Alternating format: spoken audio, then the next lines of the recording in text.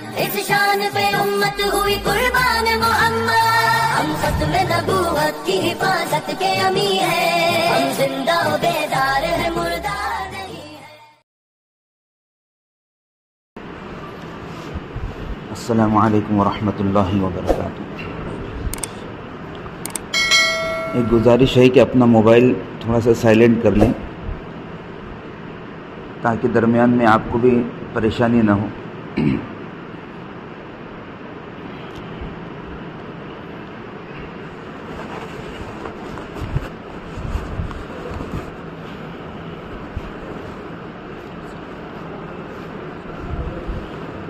الحمد للہ وکفا وسلام علی عبادہ الذین اصطفى اما بعد فاعوذ باللہ من الشیطان الرجیم بسم اللہ الرحمن الرحیم وَإِذْ أَخَذَ رَبُّكَ مِنْ بَنِي آدَمَ مِنْ ظُهُورِهِمْ ذُرِّيَّتَهُمْ وَأَشْهَدَهُمْ عَلَىٰ أَنفُسِهِمْ أَلَسْتُ بِرَبِّكُمْ قَالُوا بَلَىٰ شَهِدْنَا أَن تَقُولُوا يَوْمَ الْقِيَامَةِ إِنَّا كُنَّا عَنْ هَذَا غَافِلِينَ۔ وقال الله تبارك وتعالى وَإِذْ أَخَذَ اللَّهُ مِيثَاقَ النَّبِيِّينَ لَمَا آتَيْتُكُم مِّن كِتَابٍ وَحِكْمَةٍ ثُمَّ جَاءَكُمْ رَسُولٌ مُّصَدِّقٌ لِّمَا مَعَكُمْ لَتُؤْمِنُنَّ بِهِ وَلَتَنصُرُنَّهُ قَالَ أَأَقْرَرْتُمْ وَأَخَذْتُمْ عَلَىٰ ذَلِكُمْ إِصْرِي قَالُوا أَقْرَرْنَا قَالَ فَاشْهَدُوا وَأَنَا مَعَكُمْ مِنَ الشَّاهِدِينَ۔ وعن أبي هريرة رضي الله تعالى عنه قال قال رسول الله صلى الله عليه وسلم فضلت على الأنبياء بست أعطيت جوامع الكلم ونصرت بالرعب جعلت لي الأرض مسجدا وطهورا أحلت لي الغنائم وأرسلت إلى الخلق كافة وختم بي النبيون أو كما قال عليه الصلاة والسلام۔ اللهم صل على سيدنا محمد وعلى آل سيدنا محمد وبارك وسلم۔ اللهم صل على سيدنا محمد وعلى آل سيدنا محمد وبارك وسلم۔ اللهم صل على سيدنا محمد وعلى آل سيدنا محمد وبارك وسلم۔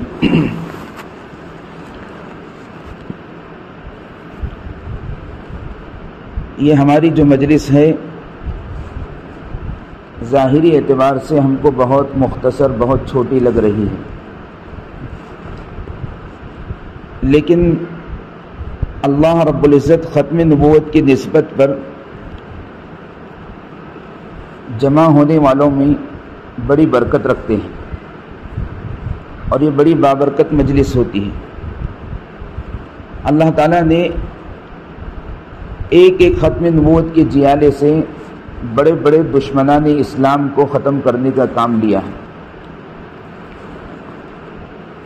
حضرت مولانا نے تو بہت لمبا چوڑا اعلان کیا، نہ آپ کے سامنے بیان کرنا ہے، نہ آپ کے سامنے جو ہے کچھ لمبی چوڑی گفتگو کرنا ہے، کچھ مختصر سی دو چار باتیں آپ کے سامنے عرض کرنی ہے، ایک مذاکرے کے طور پر، اور اصل مقصد یہ ہے کہ آپ کے سامنے کہہ کر کے ہم خود اپنا حوصلہ بڑھائیں اور اپنے کام کو جو ہے صحیح کرنے کی کوشش اور فکر کریں، بس یہی ایک مقصد ہے۔ دوسرا ہرگز یہ مقصد نہیں ہے کہ آپ کو کچھ نصیحت کریں یا آپ کو جو ہے کسی چیز کی فضیلت بتائیں۔ الحمدللہ آپ اس عاجز سے بہت زیادہ جو ہے جاننے والے ہیں۔ یہ صرف اور صرف ختم نبوت کی نسبت ہے کہ بڑے اکابرین نے ایک ذمہ داری دی ہے، ایک حکم دیا ہے، اس بنا پر جو ہے ہم چھوٹے طالب علم جو ہے آپ حضرات کے سامنے یہاں پر جو ہے جمع ہیں۔ اللہ رب العزت صحیح کہنے کی توفیق عطا فرمائے اور ہم سب کو ان باتوں پر عمل کرنے کی بھی توفیق عطا فرمائے۔ ہم سب یہ جانتے ہیں کہ اللہ رب العزت نے جب انسانیت کو پیدا کرنے کا ارادہ فرمایا تو اللہ تعالیٰ نے ان تمام انسانوں کی روحوں کو جمع فرمایا اور ایک بات کا عہد لیا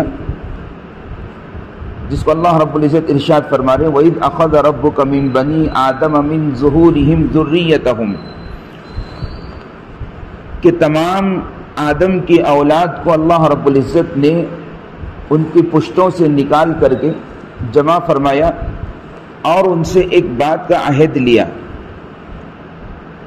اور اس عہد کے اوپر انہی لوگوں کو گواہ بھی بنایا کہ الست بربکم، کہ میں تمہارا رب نہیں ہوں؟ سب نے اس بات کا اقرار کیا کہ قالوا بلا، کیوں نہیں پروردگار، آپ ہی ہمارے رب ہیں، آپ ہی ہمارے خالق ہیں، آپ ہی ہمارے مالک ہیں۔ یہ اس وقت کی بات ہے کہ جب ابھی ہم دنیا میں پیدا نہیں ہوئے تھے، ابھی پیدا ہونے کا سلسلہ شروع نہیں ہوا تھا، اور اس سے کئی سال پہلے اللہ رب العزت نے اپنے ان پیدا ہونے والے تمام بندوں سے جو ہے عہد لیا، اور سب نے یہی کہا کہ آپ ہی ہمارے پروردگار ہیں، آپ ہی ہمارے رب ہیں۔ اور پھر اس بات کے اوپر اللہ رب العزت نے تمام انسانوں کو ہی گواہ بنایا، ان تقولوا یوم القیامت انا کنا عن ھذا غافلین، کہ کہیں قیامت کے دن تم یہ نہ کہنا کہ ہم اپنے اس بات سے غافل تھے، ہم اپنے اس عہد سے غافل تھے، ہم کو اس بات کا کوئی پتہ نہیں تھا۔ تو اسی عہد کو اللہ رب العزت نے رحمت دو عالم صلی اللہ علیہ وسلم کے ذریعے سے ہم کو یاد دہانی کروائی۔ اب یہ عام انسانوں کا عہد ہے، اس کے اندر سب داخل ہیں، ایمان والا، غیر ایمان والا، شہری، دیہاتی، غریب، امیر، مرد، عورت، سب کے سب داخل ہیں۔ اور ایک عہد اللہ رب العزت نے خاص اپنے مخصوص بندوں سے لیا ہے، اور وہ مخصوص بندے جو معصوم عن الخطا کہلاتے ہیں، وہ انبیاء کرام کی مقدس جماعت۔ ایک عہد تو اللہ تعالیٰ نے تمام انسانوں سے لیا، اور ایک عہد، ایک وعدہ اللہ رب العزت نے اپنے مخصوص اور چنندہ بندوں سے لیا۔ اور وہ عہد کیا ہے؟ اللہ تعالیٰ ارشاد فرماتے ہیں وَإِذْ أَخَذَ اللَّهُ مِيثَاقَ النَّبِيِّينَ، اور تم یاد کرو اس وقت کو جب اللہ رب العزت نے تمام انبیاء کرام سے ایک وعدہ لیا، ایک عہد لیا۔ کس بات کا؟ لَمَا آتَيْتُكُم مِّن كِتَابٍ وَحِکْمَةٍ، کہ جب میں تم کو اپنی طرف سے انعام کے طور پر، اپنی طرف سے ایک ذمہ داری کے طور پر کتاب اور حکمت کا علم عطا کر دوں، اور تم اس ذمہ داری کو پورا کرو گے۔ مجھے اس بات کا علم ہے کہ تم اپنی ذمہ داری کو مکمل طور پر جو ہے ادا کرو گے۔ ثم جاءکم رسول، اور پھر جب تم اپنی ذمہ داری کو پوری کر چکے ہوں گے تو اس کے بعد یعنی تمہارے بعد ایک اور رسول آئے گا، مصدق لما معکم، جو تمہارے ساتھ کتاب ہوگی، تمہارے ساتھ حکمت ہوگی، تمہارے ساتھ جو دانائی ہوگی، تمہارے ساتھ جو ذمہ داری ہوگی، اور تم نے جس ذمہ داری کو پورا کیا ہوگا ان تمام چیزوں کی، تمام باتوں کی تصدیق کرنے والا ہوگا۔ اور وہ ہوگا تو بھی کون؟ وہ کوئی عام آدمی نہیں ہوگا، رسول مصدق لما معکم، وہ تمہاری تصدیق کرنے والا ہوگا۔ ہونا تو یہ چاہیے کہ تمام انبیاء اور تمام رسول اس رسول کی تصدیق کرنے والے ہوں، لیکن اللہ رب العزت نے انبیاء کرام کے مقام اور مرتبے کو اور بڑھا دیا اور کہا کہ وہ مجھے جتنا معلوم ہے، مجھے جس بات کا علم ہے کہ میں اپنے علم کے ذریعے سے میں اس بات کو جانتا ہوں کہ تم میری عطا کردہ ذمہ داری کو پوری طرح سے مکمل طریقے پر جو ہے ادا کرنے کی کوشش کرو گے، اور پھر تمہاری اس کوشش کی تصدیق کرنے والا ایک رسول اور آئے گا۔ جب وہ رسول آئے گا تو پھر تمہاری اور دو ذمہ داریاں ہوں گی۔ ایک ذمہ داری تو وہ ہے جو میں عطا کروں گا، لیکن جب وہ رسول جب دنیا کے اندر آئے گا اور تمہاری تصدیق کرنے والا ہوگا، تمہارے کام کی تصدیق کرنے والا ہوگا، تو اب تمہاری دو ذمہ داریاں اور ہوگی، اور وہ ذمہ داری یہ ہوگی کہ لَتُؤْمِنُنَّ بِهِ وَلَتَنْصُرُنَّ، کہ تم سب کو اس رسول کے اوپر، اس نبی کے اوپر ایمان لانا ہوگا۔ اب آپ اندازہ لگائیں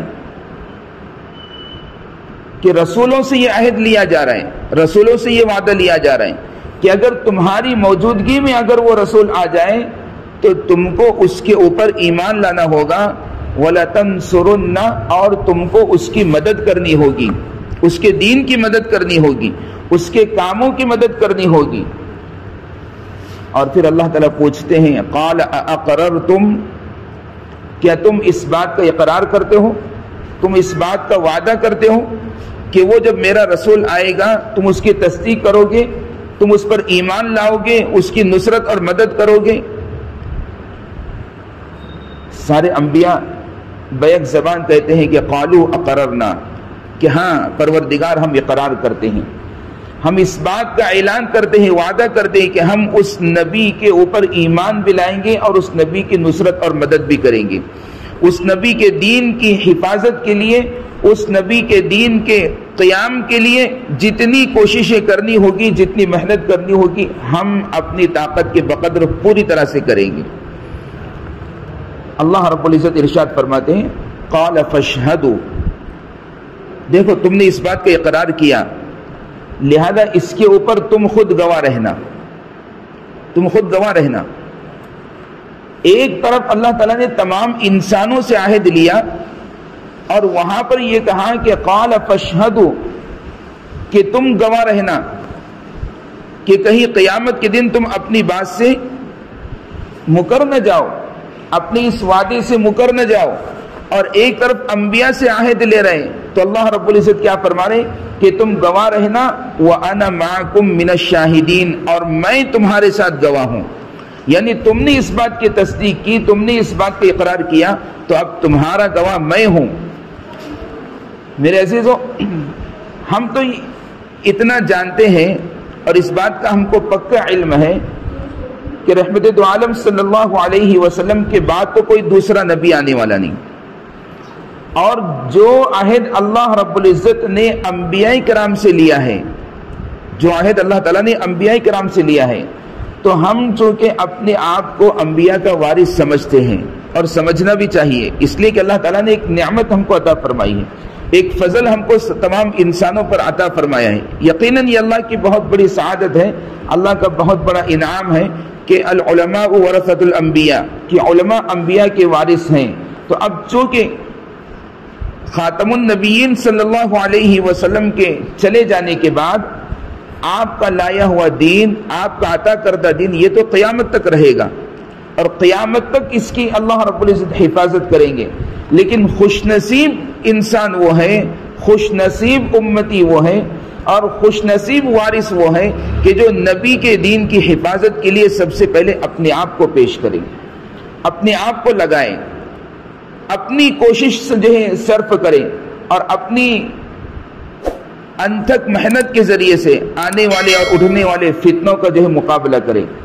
اللہ کے نبی صلی اللہ علیہ وسلم نے صاف ارشاد فرمایا، حضرت ابو ہریرہ رضی اللہ تعالیٰ راوی ہیں، فرماتے ہیں کہ اللہ کے نبی صلی اللہ علیہ وسلم نے اپنے بارے میں ارشاد فرمایا کہ فضلت علی الانبیاء بست، کہ اللہ تعالیٰ نے مجھے تمام انبیاء کرام سے 6 باتوں پر فضیلت عطا فرمائی، یعنی مجھے 6 خصوصیت عطا فرمائی۔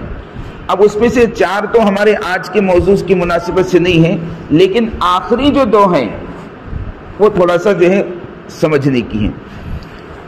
اللہ رب العزت ارشاد فرما رہے 5ویں نمبر کی خصوصیت آپ کی یہ ہے کہ ارسلت الی الخلق کافہ، کہ مجھے تمام انسانوں کے لیے بھیجا گیا ہے۔ ارسلت الی الخلق کافۃ، اور ایک روایت میں ہے ارسلت الی الناس کافۃ، کہ مجھے تمام انسانوں کے لیے نبی بنا کر کے بھیجا گیا۔ اب ذرا غور کریں، حدیث کے جو یہ الفاظ ہیں کہ مجھے تمام انسانوں کے لیے نبی بنا کر کے بھیجا گیا، اس سے یہ بات بالکل واضح ہوتی ہے کہ اللہ کے نبی صلی اللہ علیہ وسلم آخری نبی ہیں، اور آپ کے بعد پھر کسی اور دوسرے نبی کی ضرورت نہیں ہے، اور آپ کی نبوت قیامت تک کے آنے والے آخری انسان تک چلے گی۔ یہاں پر بات مکمل ہو گئی کہ ارسلت الی الخلق کافہ، کہ مجھے تمام مخلوق کی طرف جو ہے نبی بنا کر کے بھیجا گیا ہے۔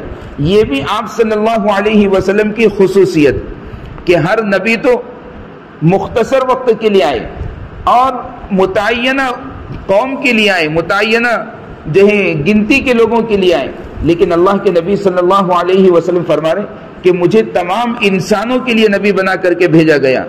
یہ آپ کی خصوصیت جو اللہ کے نبی صلی اللہ علیہ وسلم خود ارشاد فرما رہے، یہاں پر بات مکمل ہو جاتی ہے، لیکن اس کے باوجود بھی آگے اللہ کے نبی نے ایک اور جملہ بڑھا دیا، ختم بی النبیون، کہ اللہ رب العزت نے میرے اوپر تمام انبیاء کی نبوت کو ختم کر دیا، تمام انبیاء کی نبوت کو ختم کر دیا۔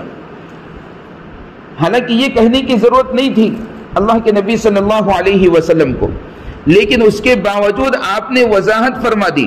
اس کا مطلب کیا ہوا کہ ہر امتی کو یہ بات اچھی طرح سمجھ لینا چاہیے کہ اب میرے بعد نبوت کا سلسلہ ختم ہو چکا ہے، اور اس امت کے اور نبی کے جو وارثین ہیں ان کی ذمہ داری ہے کہ اس عقیدے کو، اس جملے کو امت کے ایک ایک فرد کے دل کے اندر جو ہے اس بات کو بٹھانے کی ذمہ داری یہ ہماری ہے۔ یہاں تک ہمارا کام تھا کہ ارسلت الی الخلق کافہ، کہ مجھے تمام انسانوں کے لیے نبی بنا کر کے بھیجا گیا ہے۔ یہاں پر اللہ کے نبی صلی اللہ علیہ وسلم کی بات مکمل ہو گئی، لیکن آخر میں پھر آپ نے اپنی یہ خصوصیت بیان فرمائی۔ محدثین فرماتے ہیں کہ اللہ کے نبی صلی اللہ علیہ وسلم کا یہ جملہ اور یہ خصوصیت بڑھا دینا کہ ختم بی النبیون، کہ میرے اوپر تمام انبیاء کی نبوت کو اللہ رب العزت نے ختم کر دیا، مکمل کر دیا۔ اب یہ اس امت کے جو وارثین ہیں، نبیوں کے جو وارث ہیں، کہ جن کو اللہ رب العزت نے ایک مقام عطا فرمایا، ایک مرتبہ عطا فرمایا، اور ان کو اپنی صفت علم سے آراستہ اور پیراستہ کیا، یہ ان کی ذمہ داری ہے کہ میرے بندوں کے ایک ایک قلب تک اور اللہ کے نبی صلی اللہ علیہ وسلم کی طرف سے ایک ایک امتی کے دل تک اس بات کا پیغام اور اس عقیدے کو دل کے اندر جو ہے ٹھونس دینا چاہیے کہ میرے بعد اب کوئی دوسرا نبی آنے والا نہیں۔ آخر کس وجہ سے اللہ کے نبی صلی اللہ علیہ وسلم نے اتنی تاکید کے ساتھ یہ بات ارشاد فرمائی؟ اس لیے کہ اللہ کے نبی صلی اللہ علیہ وسلم یہ بات بھی ارشاد فرماتے ہیں، ستکون فی امتی 30 کذابون، کہ ان قریب تم میرے بعد جو ہے 30 بڑے بڑے جھوٹے دیکھو گے، کلہم یزعم انہ نبی، کہ ان میں سے ہر ایک اس بات کا گمان کرے گا، اس بات کا جو ہے اعلان کرے گا کہ وہ نبی ہے۔ انا خاتم النبیین لا نبی بعدی، کہ میں تمام انبیاء کرام کی نبوت کو ختم کرنے والا ہوں اور میرے بعد کوئی دوسرا نبی آنے والا نہیں۔ میرے عزیز، جیسے ابھی امام صاحب جو ہے بہت ساری کارگزاری جو ہے ذکر کر رہے تھے، یہ ہمارے لیے بہت زیادہ، یہ صرف سننے کی بات نہیں ہے میرے عزیز، جب یہ ہمارے کانوں کے اندر پڑے تو ہم کو تڑپ اٹھنا چاہیے۔ جیسے بھی حضرت مولانا عبد الرحیم صاحب نے، ہمارے صدر صاحب نے یہ بات کہی کہ ایک بندے کے بارے میں معلوم ہوا کہ ایک شکیلی ہے، تو سارے علماء کرام کے اوپر ایسی فکر لائق ہو گئی کہ راتوں کی نیند حرام ہو گئی۔ اب مولانا نے، امام صاحب نے کتنی جگہ کی کارگزاری ہمارے سامنے رکھی، لیکن میں دیکھ رہا تھا، معاف کرنا چونکہ یہ ہماری مجلس ہے اس لیے ہماری شکایت اپنوں سے ہی کی جاتی ہے، میں دیکھ رہا تھا کہ میرے تو رونگٹے کھڑے ہو رہے تھے، لیکن ہمارے اوپر، ہم میں سے کسی کے اوپر ان کی بات کا کوئی اثر نہیں ہو رہا تھا۔ اگر ہو رہا تھا تو مجھے بتائیں کہ میں مسجد میں بیٹھا ہوں، میرے اوپر اس بات کا اثر ہو رہا تھا۔ اور اگر آپ کہیں کہ میں قسم کھا کر کے کہوں کہ آپ یہ قسم کھا کر کے کہیں کہ ہمارے اوپر اثر نہیں ہو رہا، تو میں قسم کھا کے کہنے کو تیار ہوں، میں حانث نہیں ہوں گا۔ میرے عزیز کو ذرا ہم غور کریں کہ یعنی کتنا ہم نے اس معاملے میں کتنا ہلکا سمجھا اس معاملے کو۔ اللہ کے نبی صلی اللہ علیہ وسلم کی ختم نبوت کا عقیدہ ہم نے اتنا ہلکا سمجھا، اتنا ہلکا سمجھا کہ اس کے لیے بیان کرنے کے لیے الفاظ نہیں ہے۔ ایک مثال آپ دیکھیں، اللہ کے نبی صلی اللہ علیہ وسلم کا مبارک زمانہ ہے، اور ایک ظالم نبوت کا دعویٰ کرتا ہے، ایک نبوت کا دعویٰ کرتا ہے جس کا نام مسیلمہ ہے، اور اس نے اللہ کے نبی صلی اللہ علیہ وسلم کو خط لکھتا ہے کہ محمد تم اپنے علاقے کے نبی ہو اور میں اپنے علاقے کا نبی ہوں، لہذا ایک کام کرتے ہیں، ہم آپس میں مل کر کے یہ کام کرتے ہیں کہ تم عرب کے اندر جو ہے نبی رہو اور میں یمن کے اندر نبی رہتا ہوں، کام بانٹ لیتے ہیں تاکہ آپ کو بھی آسانی ہو جائے گی، مجھے بھی آسانی ہو جائے گی۔ اندازہ لگائیں آپ کس طرح کے الفاظ ہیں، اس کا خط موجود ہے احادیث کی کتابوں میں۔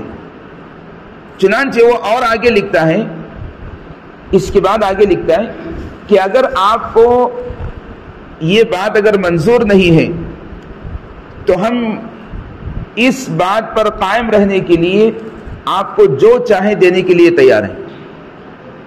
آپ عرب کی لڑکیاں کہیں، یمن کی لڑکیاں کہیں، آپ جس جو ہے لڑکی کے بارے میں کہیں، ہم اس کے ساتھ آپ کا نکاح کرا دیں گے، اور جتنا چاہیں آپ کے وزن کے برابر جو ہے ہم آپ کو سونا جو ہے لا کر کے دے دیں گے۔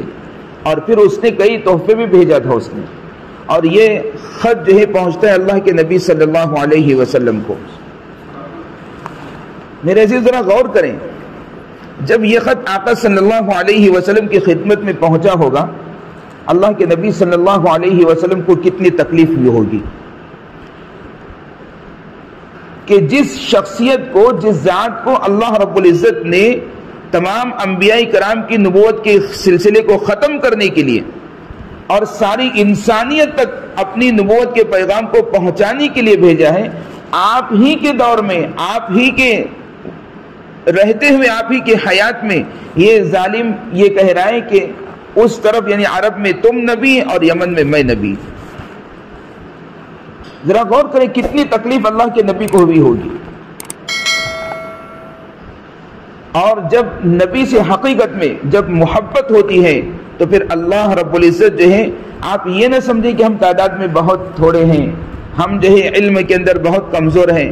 میں واقعتاً صحیح کہہ رہا ہوں، اللہ اس بات پر گواہ ہے کہ ہم آپ کے مقابلے میں کچھ بھی نہیں ہیں، آپ کے مقابلے میں کچھ بھی نہیں ہیں، بالکل صفر ہیں، بالکل زیرو ہیں، لیکن صرف اور صرف یہ ختم نبوت کی نسبت ہے، محمد الرسول اللہ صلی اللہ علیہ وسلم کی نسبت ہے کہ آپ کے سامنے بیٹھنے کی ہمت ہوئی ہے۔ اللہ کے نبی صلی اللہ علیہ وسلم اس خط کا جواب لکھتے ہیں،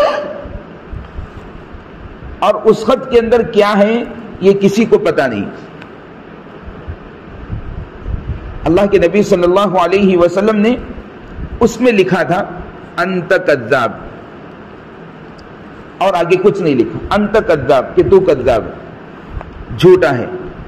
اور یہ خط اس تک پہنچانا تھا، لیکن اس کا معاملہ اتنا خطرناک تھا کہ جو کوئی اس کے پاس جاتا تھا، دعوت دینے کے لیے جاتا تھا یا دلیلیں دینے کے لیے جاتا تھا یا اس سے دلیل مانگنے کے لیے جاتا تھا، وہ واپس نہیں آتا تھا، واپس نہیں آتا تھا۔ اللہ کے نبی صلی اللہ علیہ وسلم نے عصر کی نماز کے بعد اعلان فرمایا کہ کون ہے اس خط کو جو ہے مسلمہ کذاب کے پاس لے کر جائے گا۔ صحابہ کرام پر سناٹا چھا گیا،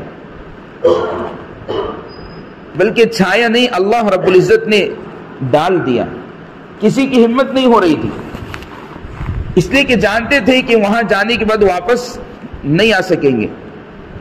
مسجد کے باہر، مسجد نبوی کے باہر ایک نوجوان انصاری نوجوان تھے جن کی عمر 18 سال تھی، ایک بہت زیادہ جلیل القدر بہادر صحابیہ کا فرزند حضرت حبیب ابن زید رضی اللہ تعالیٰ کھجور بیچ رہے تھے۔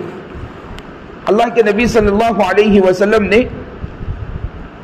ان کو آواز دی، یا حبیب تعال، کہ حبیب ادھر آؤ۔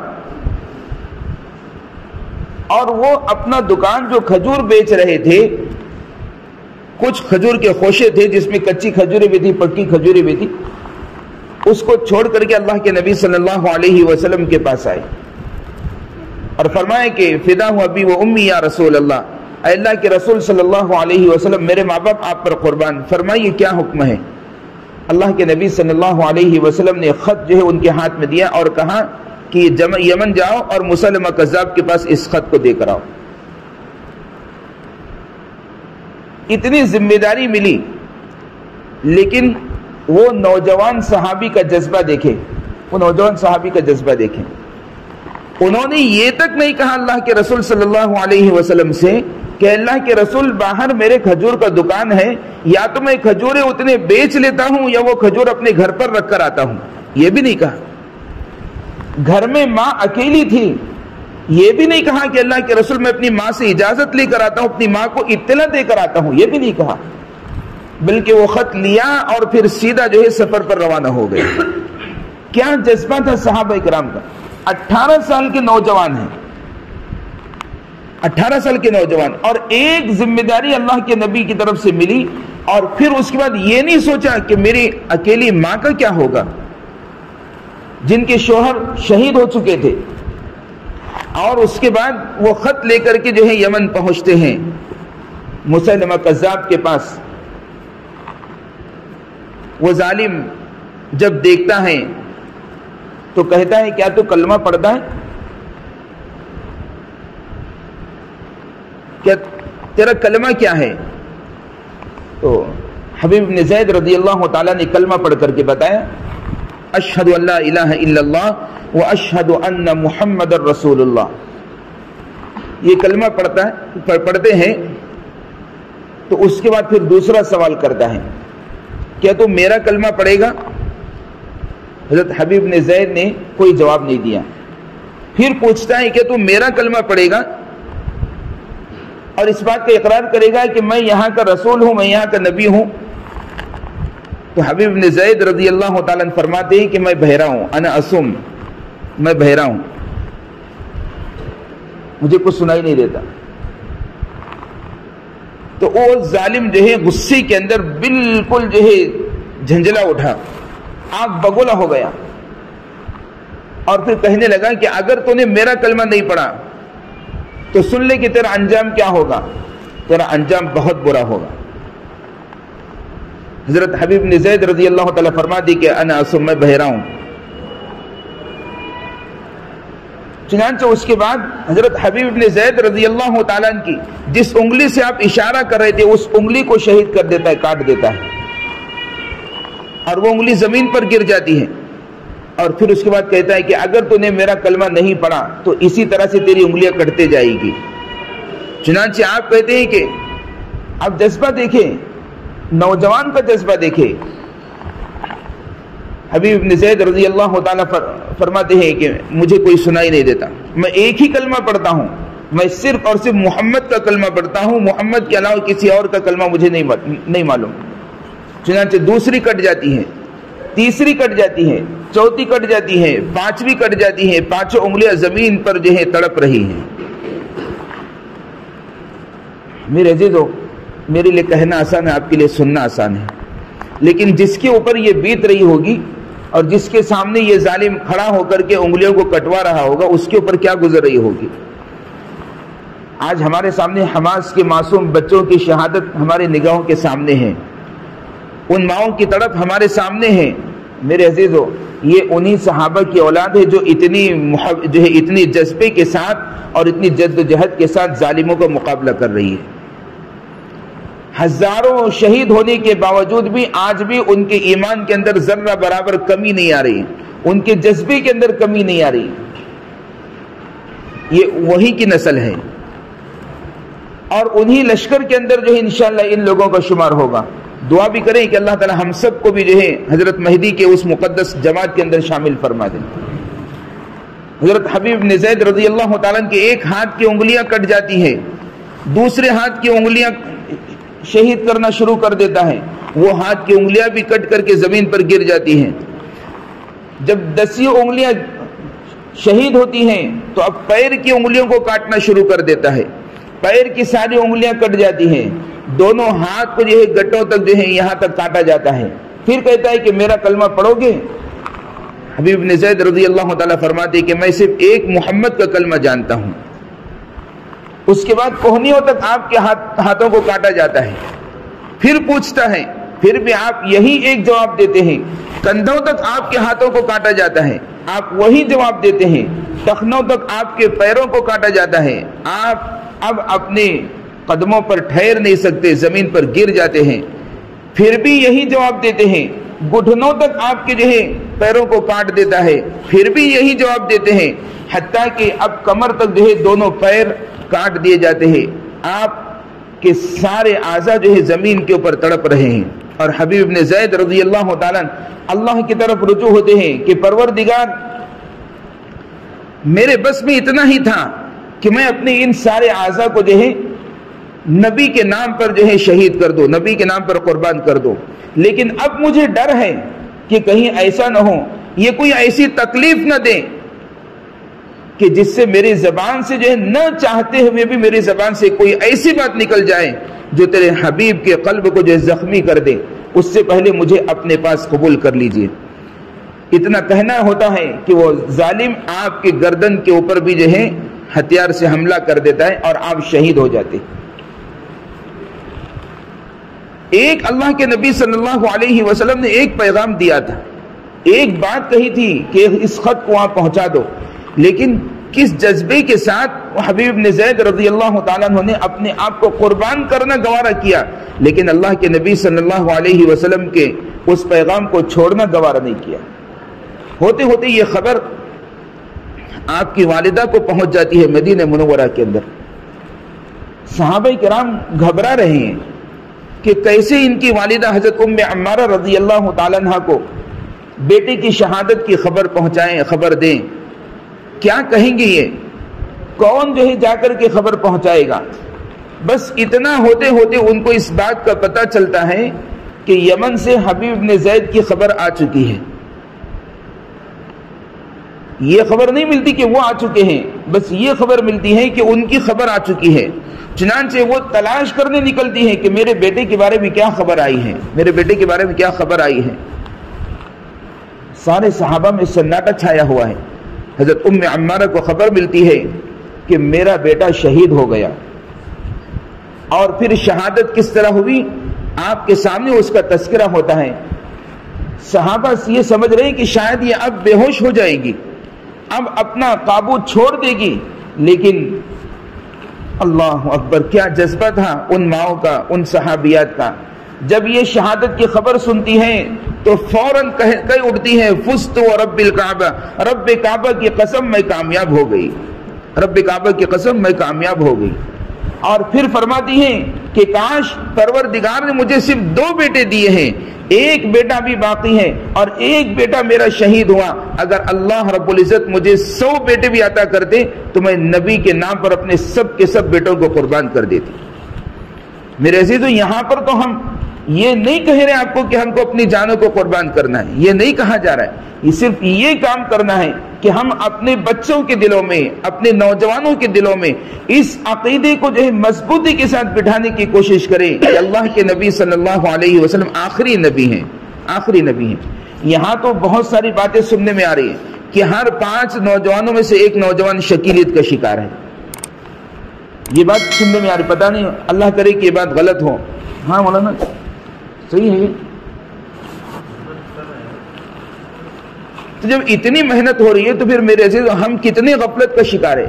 کہیں ایسا تو نہیں ہے کہ اللہ رب العزت نے جو عہد تمام انسانوں سے لیا ہے کہ کل قیامت کے دن تم اس عہد سے غافل نہ ہونا, ان تقولوا یوم القیامت انا کنا عن ھذا غافلین, کہ کل قیامت کے دن یہ کہنے لوگوں کہ پروردگار ہم تو اس بات سے غافل تھے, ہم تو اس بات سے جو ہے بالکل ہم جو ہے پیچھے تھے, ہم کو پتہ نہیں تھا. کیا ہم اس بات کا جواب دے سکیں گے اللہ رب العزت کے پاس؟ اللہ تعالیٰ کو جواب نہ دے. اگر کل قیامت کے میدان میں اللہ کے نبی صلی اللہ علیہ وسلم نے ہم سے پوچھ لیا کہ تم تو میرے وارث تھے, تم تو میرے وارث تھے اور میری ختم نبوت پر ڈاکہ ڈالا جا رہا تھا, میری امت کو گمراہ کیا جا رہا تھا, تو تم نے کیا کام کیا, تو اس کا جواب ہم کیا دیں گے میرے عزیزو؟ ہمارے پاس کیا جواب ہوگا؟ ہمارے پاس کوئی جواب نہیں ہوگا. اور یاد رکھیں ہماری زندگی کا سب سے بہترین وقت اگر ہم اپنی زندگی کو بہترین بنانا چاہتے ہیں، ہماری زندگی کا سب سے بہترین وقت وہ ہے کہ جو وقت ختم نبوت کے کام کے اندر لگ جائے، اور ہماری زندگی کا، ہمارے مال کا سب سے بہترین مال وہ ہے جو ختم نبوت کی حفاظت کے اوپر خرچ ہو جائے۔ یہ سب سے بہترین مال ہے، اس لیے کہ حضرت علامہ انور شاہ کشمیری رحمۃ اللہ علیہ فرمایا کرتے تھے کہ اگر کسی نے 1 گھنٹہ بھی ختم نبوت کے کام کے لیے اگر قربان کرے گا تو کل قیامت کے دن اللہ سے اور اللہ کے نبی سے میں اس کی سفارش کی درخواست کروں گا۔ یہ حضرت علامہ انور شاہ کشمیری رحمۃ اللہ علیہ کا قول۔ اور ہم میرے عزیز اگر ختم نبوت کی حفاظت کے لیے ہم اگر اپنے مال کو خرچ کریں گے، یہی مال کل ہمارے لیے سفارش کا ذریعہ بنے گا۔ اللہ کے نبی صلی اللہ علیہ وسلم اعلان کریں گے، کہاں ہیں وہ میری امت کے جیالے کہ جنہوں نے میری ختم نبوت کی حفاظت فرمائی تھی۔ میرے عزیزوں، یہی کام سب سے پہلے اگر کسی نے کیا ہے تو حضرت ابوبکر صدیق رضی اللہ تعالیٰ عنہ نے کیا ہے۔ اور تمام ہر شیخ کا مرید جو ہے قیامت کے دن اس کے جھنڈے کے سائے تلے ہوگا، ہر شاگرد اپنے استاد کے سائے تلے ہوگا، لیکن ختم نبوت کے جیالے جو ہوں گے، ختم نبوت کا کام کرنے والے حضرت ابوبکر صدیق رضی اللہ تعالیٰ کے جھنڈے تلے ہوں گے۔ یہ کتنا بڑا مقام ہے، کتنا بڑا مرتبہ ہے میرے عزیزو۔ لیکن اس کے باوجود، اور حضرت ابوبکر صدیق رضی اللہ تعالیٰ کا مقام اور مرتبہ کیا ہے یہ تو آپ جانتے ہی ہیں، طبیعت چاہ رہی ہے کہ ایک بات وہ بھی سنا دو۔ قیامت کا میدان ہوگا، حساب و کتاب کے لیے ساری امت پریشان ہوگی۔ اللہ کے نبی صلی اللہ علیہ وسلم اس وقت سجدے میں چلے جائیں گے اور اللہ رب العزت کی ایسی تعریف اور توصیف بیان کریں گے کہ اللہ کے نبی صلی اللہ علیہ وسلم خود ارشاد فرماتے ہیں کہ میں نے ایسی تعریف اللہ کے نہ پہلے کبھی بیان کی ہوگی نہ بعد میں کبھی بیان کروں گا، میں وہی تعریف اللہ کی بیان کروں گا جو اللہ تعالیٰ میری زبان پر جاری فرمائیں گے، اور اس تعریف کو سن کر کے اللہ کی رحمت بھی جوش میں آئے گی، اور اللہ تعالیٰ فرمائیں گے ارفع یا محمد سل تعطا، کہ اے نبی صلی اللہ علیہ وسلم، اے محمد صلی اللہ علیہ وسلم اپنے سر کو اٹھاؤ اور سوال کرو، آج تمہارا سوال پورا کیا جائے گا۔ اللہ کے نبی صلی اللہ علیہ وسلم درخواست کریں گے کہ پروردگار جو بھی معاملہ ہو بس حساب و کتاب کا معاملہ شروع ہو جائے، حساب و کتاب شروع ہو جائے۔ اب حساب و کتاب کس سے شروع کریں گے؟ کس سے شروع کریں گے؟ اللہ کے نبی صلی اللہ علیہ وسلم ارشاد فرماتے نحن آخرون ولیکن سابقون، کہ ہم آئے تو سب سے آخر میں ہیں لیکن جنت میں سب سے پہلے جائیں گے۔ ہم آئے تو سب سے آخر میں ہیں لیکن جنت میں سب سے پہلے جائیں گے۔ اب حساب و کتاب شروع کیا جائے تو آخر کس سے شروع کیا جائے؟ نبی سے تو نہیں شروع ہو سکتا، اس لیے کہ نبی تو نبی ہے۔ اب حساب و کتاب جب شروع ہوگا کس سے شروع ہوگا؟ تو اللہ کے نبی صلی اللہ علیہ وسلم حضرت ابوبکر صدیق رضی اللہ تعالیٰ کو آگے کر دیں گے، اس لیے کہ سب سے پہلے ایمان کس نے قبول کیا تھا؟ حضرت ابوبکر صدیق رضی اللہ تعالیٰ نے ایمان قبول کیا تھا۔ اللہ کے نبی حضرت ابوبکر صدیق رضی اللہ تعالیٰ کو آگے کر دیں گے۔ جیسے ہی حضرت ابوبکر صدیق رضی اللہ تعالیٰ آگے ہوں گے، اللہ رب العزت کا سارا غصہ آپ کے چہرے کو دیکھ کر کے ٹھنڈا ہو جائے گا، اور کہیں گے اللہ رب العزت کہ میں میرے ابوبکر سے کیا جو ہے حساب لوں کہ جس نے اپنا سب کچھ تو میرے نبی پر لٹا دیا تھا، جس نے اپنا سب کچھ میرے نبی پر قربان کر دیا تھا، تو میں اس سے کیا حساب لوں؟ آج اس کو بغیر حساب کتاب کی جنت میں داخل کر دو۔ چنانچہ جب یہ فیصلہ ہوگا، جنت کے 8 دروازے ابو بکر کو پکار کر کے کہیں گے یا ابا بکر، یا ابا بکر، اے ابو بکر مجھ سے داخل ہو جاؤ، اے ابو بکر مجھ سے داخل ہو جاؤ۔ میرے عزیزو، اس شخصیت کے جھنڈے تلے اگر جمع ہوں گے تو ختم نبوت کے جیانے جمع ہوں گے۔ کیا میرے عزیزو ہماری یہ چاہت نہیں ہے، ہماری یہ خواہش نہیں ہے کہ ہم کل قیامت کے دن جمع ہو جائیں تو حضرت ابوبکر صدیق رضی اللہ تعالیٰ کے قدموں میں جمع ہو جائیں؟ کیا ہماری یہ تڑپ نہیں ہے میرے عزیزو؟ اگر ہم یہ خواہش رکھتے ہیں، ہم یہ تڑپ رکھتے ہیں کہ ہمارا حشر بھی حضرت ابوبکر صدیق رضی اللہ تعالیٰ کے قدموں میں ہو جائے، تو میرے عزیزو آج یہ تہیہ کر لو، یہ عزم کر لو، اور اس بات کا پختہ ارادہ جو ہے دل کے اندر جو بٹھا لو کہ زندگی کی آخری سانس تک ہم ختم نبوت کے کام کو اپنا کام سمجھ کر کے کریں گے، ختم نبوت کے کام کو اپنا اوڑھنا بچھونا بنائیں گے۔ میرے عزیزو، یہ صرف اور صرف ختم نبوت کی نسبت ہے۔ ہم کو تو جو ہے پتا بھی نہیں تھا ختم نبوت کیا ہے، صحیح بتا رہا ہوں۔ کہ ہم عالم ہو گئے، فارغ ہو گئے، لیکن ہم کو ختم نبوت کیا ہے ہم کو پتا بھی نہیں تھا. یہ پتہ نہیں اللہ رب العزت نے بس ایک انعام کیا، ایک بندے کی تڑپ پر اللہ تعالیٰ نے جو ہے اتنے بڑے کام کو جو ہے آج کھڑا کر دیا کہ ہم خود بعض مرتبہ سوچتے ہیں تو تعجب میں پڑ دیں کہ ہم نے کام تو کچھ نہیں کیا، لیکن آج جو ہے اللہ تعالیٰ نے شولاپور کو پورے مہاراشٹر کے لیے سینٹر اور مرکز بنا دیا. یہ اللہ رب العزت کا انعام ہے میرے عزیز. ہونا تو یہ چاہیے تھا کہ آپ ہمارے پاس آتے اور ہم کو کام سکھاتے، لیکن میرے عزیزو یہ اللہ رب العزت کا فیصلہ ہے، یہ اللہ تعالیٰ کا انعام ہے. لیکن آپ کو بھی اتنی ہی ضرورت ہے جتنی ہم کو ضرورت ہے، اور جتنی ذمہ داری ہماری ہے اتنی ذمہ داری آپ کی بھی ہے. تو ہم اس کام کو اپنا اوڑھنا بچھونا بنا لیں، اس کام کی عظمت کو سمجھے، اس کام کی اہمیت کو سمجھے. اگر ہم نے آج اس کام کی اہمیت کو نہیں سمجھا میرے عزیزو، باطل آج ہر گھر کے اندر جو داخل ہو چکا ہے. ہم نہیں تو ہماری نسلیں تو اس کام سے ضرور جو ہے بہک جائے گی اور پھر گمراہ ہونے کے راستے پر آ جائے گی. بے شمار مثالیں ہیں، کہنے کی ضرورت نہیں ہے میرے عزیز، بے شمار مثالیں ہیں. بہت سارے واقعات ہیں کہ کس طرح سے شکیلی جو ہے کام کر رہے ہیں، قادیانی کام کر رہے ہیں، قادیانی پنڈت جو ہے کام کر رہے ہیں، مسجدوں کے اندر امامت کر رہے ہیں، لوگوں کو جو ہے گمراہ کر رہے ہیں، بچوں کو جو ہے مکتب کی شکل میں جو ہے گمراہ کیا جا رہا ہے. بے شمار جو ہے واقعات ہیں. لیکن اگر آج ہم جو ہے یہ مٹھی پر لوگ اگر جو ہے اس بات کا ارادہ کر لے کہ کوئی کرے یا نہ کرے، کوئی کہے یا نہ کہے، ہم کو جو ہے یہ کام کرنا ہے، اور ہم کو کل قیامت کے دن نبی کی سفارش اس کام کے ذریعے سے لینا ہے، اور اس کام کے ذریعے سے ہم کو ابو بکر صدیق رضی اللہ تعالیٰ کے قدموں تلے جو ہے ہم کو جمع ہونا ہے. اس فضیلت کے بعد تو جو ہے اگر ہم کام نہ کریں تو ہم سے بڑا محروم کوئی نہیں میرے عزیز.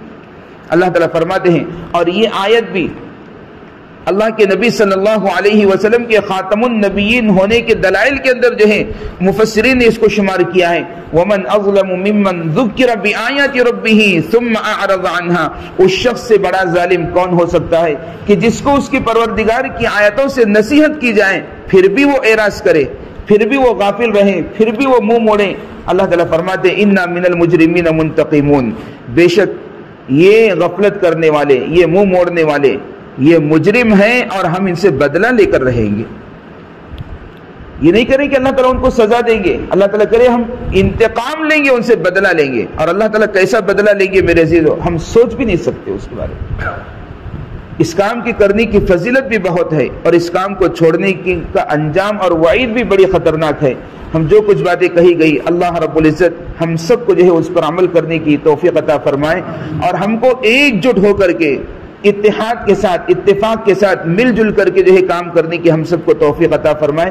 ایک آخری بات میرے عزیزو یاد رکھیں کہ یہ کام جو ہے بہت بڑا ہے، یہ کام بہت بڑا ہے. اور یاد رکھیں کوئی بھی فرد اس کام کے لیے مجھے بڑا بنایا جائے، مجھے عہدہ دیا جائے تو تب میں کام کروں گا، اللہ تعالیٰ اس سے کبھی کام ہی نہیں لیتے، اس سے کبھی کام نہیں لیتے ہیں. آپ اس عاجز کی جو میں بہت چھوٹا ہوں آپ حضرات کے مقابلے میں، آپ کے سامنے بس ایک درد دل سے جو ہے ایک بات عرض کرتا ہوں. ہم کو صرف اور صرف ذات نبی بڑی ہے، بس اس بات کو جو ہے اپنے دل کے اندر بٹھا کر کے ہم کو کام کرنا ہے. میں بڑا نہیں ہوں، اللہ کے نبی کی ذات اللہ کے بعد سب سے بڑی ہے. بس نبی کے لیے جو ہے مجھے کام کرنا ہے، چاہے کوئی کرے یا نہ کرے، مجھے اپنی زندگی کا حساب دینا ہے. دوسرے کا حساب مجھ سے نہیں لیا جائے گا، میرے بارے میں دوسرے سے نہیں پوچھا جائے گا، میرے بارے میں مجھ سے پوچھا جائے گا. تو مجھے اپنی زندگی کا حساب دینا ہے. اس اعتبار سے جو ہے ہم اس کام کو جو ہے اپنا اوڑھنا بچھونا بنا لیں. اور رکاوٹیں آئیں گی، پریشانیاں آئیں گی، تکلیفیں آئیں گی، لیکن اللہ رب العزت جب بندے کے عزم کو دیکھتے ہیں، بندے کے حوصلے کو دیکھتے ہیں، تو اس کے عزم اور اس کے حوصلے کے سامنے یہ رکاوٹیں کچھ بھی نہیں ہے، مکڑی کے جالے ہیں. یہ رکاوٹیں مکڑی کے جالے. کوئی اپنے آپ کو کتنا ہی بڑا سمجھے، اس کو بڑا سمجھ کر کے ہی اس کے پاس ہم جائیں، اس سے کہیں کہ آپ یقیناً ہمارے بڑے ہیں، آپ ہمارے سرپرست ہیں، آپ ہمارے بڑے اکابر ہیں، آپ ہم کو راستہ دکھائیں، آپ ہم کو مشورہ دیں، آپ ہم کو جو ہے ہماری رہنمائی کریں. ان کو بڑا رکھ کر کے ہی اور اپنے آپ کو چھوٹا بنا کر کے ہی اس کام کو کرنا ہے. جو اپنے آپ کو چھوٹا بنا کر